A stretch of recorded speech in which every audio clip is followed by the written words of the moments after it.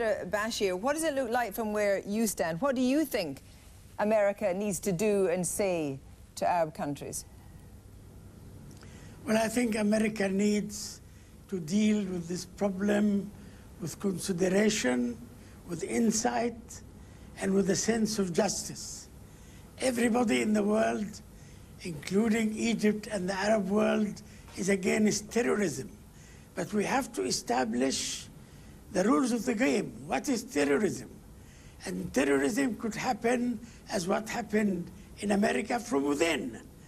No one has established yet that more than 18 hijackers took American airplanes from American airports and bombarded and hit the World Trade Center and the Pentagon. So terrorism could come from within. What happened at Oklahoma, which Arabs were accused at first, and it was a purely internal American act. So America has to act in unison with the world to put rules, clear-cut, just legal rules against terrorism. We should not act in a hysteria.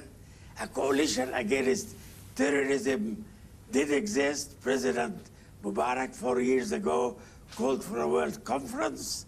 It was attended by many leaders in the world, including former President Clinton, but no one did anything. Right, well, let me just pick up on that. Let me just pick up on this idea. What is terrorism and how do you prove it? Your standard of proof will have to be very high, wouldn't it, if you want to keep this coalition on board? Will you be I mean, where is the standard of proof coming from? All the Muslim countries we contacted today were fully behind us. And I think that terrorism of this kind is on such a horrific scale that it hits on us all, and we've got to act together.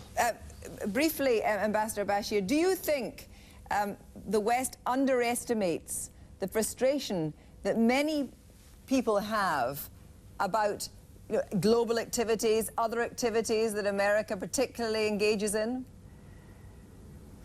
I think the West acted with insensitivity to the Muslim world, and they are trying to put too much blame on the Muslim world without proving who did what happened.